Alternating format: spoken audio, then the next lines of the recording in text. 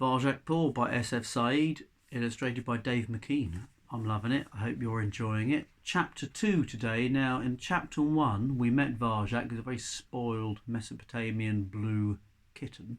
Young cat, maybe. And we knew he wanted to go outside, but his family wouldn't let him have any adventures because they thought that wasn't suitable for a pedigree cat. Right at the end, he saw a man coming to the house, a man with very shiny shoes, and these two black cats that seemed almost, well, they're very strange. They had very black eyes and they were very motionless. Chapter 2, let's see what happens with those guys. Chapter 2. What should he do? Things like this just didn't happen in the Contessa's house.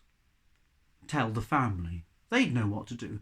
Varjak rushed down the corridor. He could feel two pairs of identical black eyes watching him, but the cats didn't follow. They stayed by the stairs, guiding the way up. Fear and confusion scorched through Varjak's veins as he turned the corner. He raced to the kitchen, fast as he could go. Faster, faster still. Who were these cats? Who were the men? What did they want? He skidded to a halt by the kitchen, hesitated by the doorway. Everything seemed so normal. The whole family was in there. They were eating supper, munching and crunching from rows of china bowls. Neat and regular, bowls of food and bowls of water and round white saucers with full cream milk. He felt like a stranger watching them from a distance. They looked so grand with their perfectly groomed silver blue fur, their green eyes, their tidy little collars around their necks. "So, you already behave like a proper blue," said Father. "Very good." "Have you washed your paws?" said Mother. "There are cats," shouted Varjak. "There are black cats in the house, and they—" "Varjak," said Mother. "They came with a man." "Varjak," said Father. "He's gone up to the Contessa's room." There was silence in the kitchen.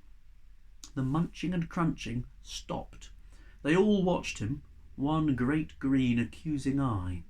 "I just don't understand him," muttered Father. "Why can't he be like everyone else?"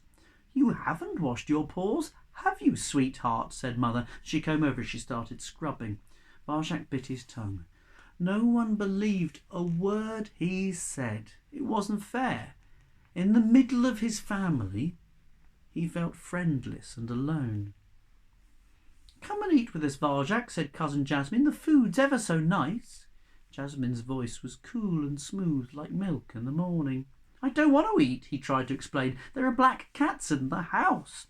"Oh, who cares what this little insect does?" said Julius. "I'll have Varjak's food. You have to eat to build your muscles." Julius puffed himself up and tucked into Varjak's bowl. Jasmine looked impressed.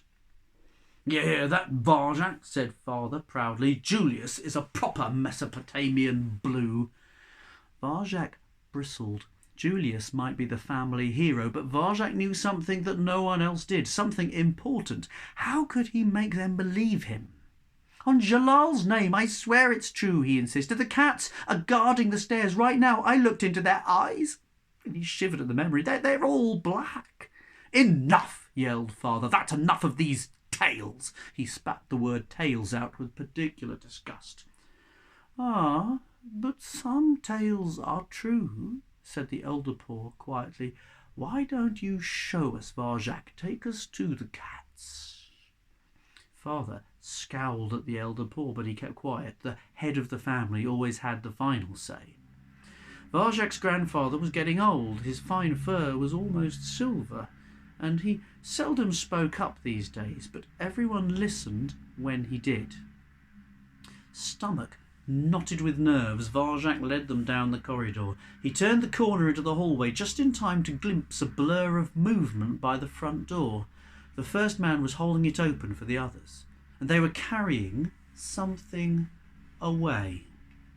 Down by their shoes, two black tails swished out of the house. The man shut the door just as the rest of Varjak's family entered the hallway. They hadn't seen the others or the black cats. All they could see was the man. "Why, it's a gentleman," said Mother. "I remember when we were kittens," said Aunt Junie. "There were always ladies and gentlemen here every day. The Contessa always had visitors." They looked up the stairs. The Contessa's door was wide open.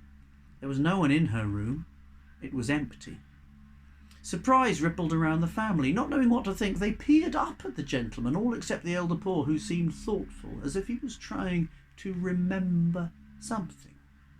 The gentleman pointed up at the Contessa's room, and he said something in his voice like thunder, high up above their heads, and then he crouched right down, bringing himself closer to their level. His wet, pink lips smiled at them, each in turn.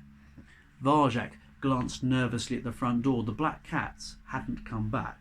He hoped that they wouldn't.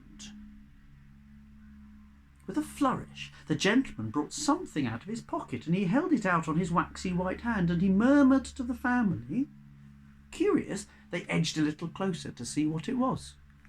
A toy mouse. Small, grey, furry, it was perfect in every way, so precisely detailed it could almost have been alive. The gentleman placed it on the floor in front of them. Varjak sniffed the mouse. It even smelled real. A tingle of wonder ran through him. He'd always wanted to hunt a mouse.